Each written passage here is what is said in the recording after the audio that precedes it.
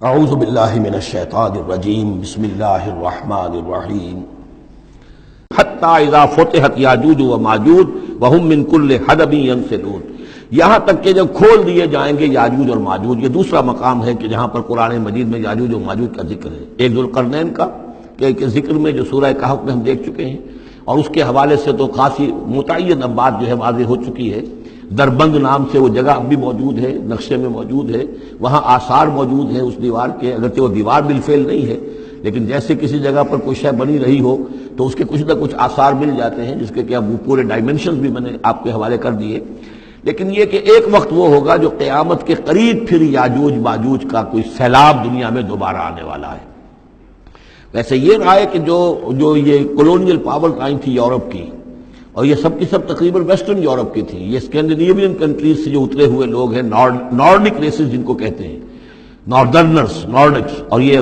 Waste جو ہے white Anglo Saxons, یہ تقریباً انہی میں سے ہیں۔ زیادہ تر یہ لوگ آئے ہیں کہ جنہوں نے کولونائز کیا ہے افریقہ کو اور ایشیا کو۔ اس سیلاب کے بارے میں بھی یہ بات صحیح ہے کہ یہ بھی یاجوج و ماجوج ہی کا ایک سیلاب تھا۔ تو یوں سمجھیے کہ یہ مختلف مواقع پر یہ سیلاب جو ہے ان کے بند کھلے ہیں، اور انہوں نے دنیا کے اوپر جو ہے اپنے ظلم و ستم کا جو سلسلہ ہے وہ شروع کیا ہے۔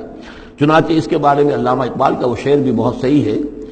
کہ کھل گئے یاجوج اور ماجوج کے لشکر تمام، چشم مسلم دیکھ لے تفسیر حرف ینسلون ومن کل حدب ینسلون، وہ ہر اونچائی کے اوپر سے پھسلتے ہوئے چلے آئیں گے۔ لیکن یہ جس طریقے سے کہ یہ آئے تھے، اب فرانسیسی آ گئے، ولندیزی آ گئے، برطانوی آ گئے، ملایا اور انڈونیشیا، اور یہ سب کے سب غلام ہو گئے، ہندوستان غلام ہو گیا، ہوتے ہوتے یہ ہے کہ پورا ایشیا، پورا افریقہ انہوں نے غلام بنا لیا۔ اس وقت یہ کہ ایک دفعہ وہ ان کا جو سیلاب ہے وہ پیچھے چلا گیا ہے، فوجیں چلی گئی ہیں، اب جو ہے بڑے انویزیبل طریقے پر وہ حکومت کر رہے ہیں۔ حکومت انہی کی ہے ابھی،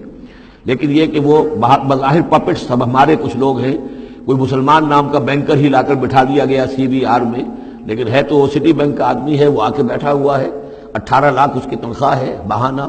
یہ سب کے سب ان کے کارندے جو ہیں وہ یہاں پر آ کر بٹھا دیے گئے ہیں، اور سارا نظام جو ہے اس وقت یا ملٹی نیشنلز کا یا IMF کا، ورلڈ بینک کا۔ تو یہ اس وقت صورت ہے، لیکن بالفعل وہ جو فوجیں تھیں، برطانوی فوجیں تھیں اور فرانسیسی فوجیں تھیں اور اطالوی فوجیں تھیں اور فلاں فوجیں، وہ نکل چکی ہیں، جا چکی ہیں۔ البتہ ایک مرتبہ پھر یہ سیلاب آنا ہے، اور احادیث نبویہ میں جو معلوم ہوتا ہے کتاب الملاحم وغیرہ میں کہ پہلی جو آرمگڈون ہونی ہے، بہت بڑی جنگ، الملحمۃ العظمیٰ، اس میں تو یہودی اور عیسائی قوتیں سب یک طرف ہوں گی اور ادھر سے مسلمان ہوں گے۔ لیکن یہ کہ یہ مڈل ایسٹ میں یہ جنگ لڑی جائے گی، یہی فلسطین، یہی شام کا میدان، یہی اس کا میدان جنگ بنے گا، اور بہت بڑی تباہی یہاں آئے گی۔ اسی موقع پر حضرت مسیح کا نزول ہے، اسی موقع پر عرب میں ایک لیڈر اللہ تعالیٰ پیدا فرمائے گا، اور وہ ہوں گے حضرت مہدی، حضرت فاطمہ کی نسل میں سے، حضرت حسن کی اولاد میں سے۔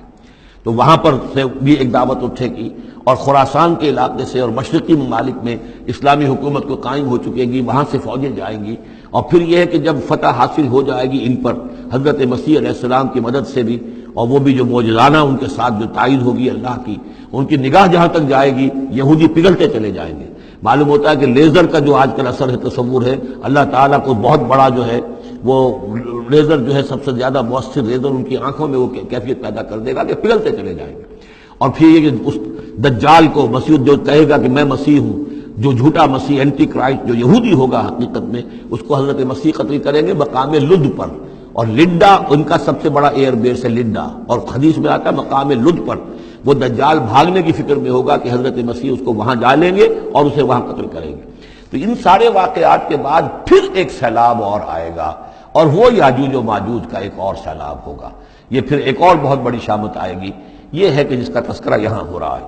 حتی اذا فتحت یاجوج و ماجوج وہم من کل حدب ینسلون، اور یہ بھی ہے کہ حدب کہتے ہیں اونچائی کو، ہر اونچائی پر سے پھسلتے ہوئے نظر آئیں گے۔ یہ جتنا بھی سینٹرل ایشین ماؤنٹین کا سلسلہ ہے، ادھر سے ہمالیہ ہے، یہ اس سب کے شمال میں واقع ہیں یہ لوگ، یہ تمام اقوام جو ہیں ادھر سے یہ ان کو کراس کرتے ہوئے یہ اترتے چلے آئیں گے۔ واقترب الوعد الحق، اور وہ وعدہ جو ہے حق کا وہ قریب آ لگے گا۔ فَإِذَا هِيَ شَاخِصَةُ الْأَبْصَارُ الَّذِينَ كَفَرُوا، تو کافروں کی نگاہیں اس وقت پتھرا جائیں گی، اٹک کر رہ جائیں گی۔ خوف کی وجہ سے پھر ایسا ہوتا ہے کہ انسان کی نگاہ پتھرا جائے، ادھر سے ادھر نہ ہو۔ یا ویلنا قد كنا فی غفلۃ من ھذا، وہ کہیں گے ہائے ہماری شامت، ہم تو اس کی طرف سے غفلت ہی میں رہے، بل کننا ظالمین، بلکہ ہم انکار بھی کرتے رہے۔ ہمیں بتایا بھی گیا، محمد رسول اللہ صلی اللہ علیہ وسلم نے ساری خبریں بھی دے دی تھی، اور وہ ساری ہماری احادیث کی کتابوں میں بھی موجود تھی، لیکن ہم نے ان کی پرواہ نہیں کی، ادھر توجہ ہی نہیں کی۔ بل کننا ظالمین انکم وما تعبدون من دون اللہ حسب جہنم، یقیناً تم اور جن کو تم پوجتے ہو اللہ کو چھوڑ کر، وہ سب کے سب یہ ایندھن بنیں گے جہنم کا، انتم لہا واردون، اور تمہیں اس میں آ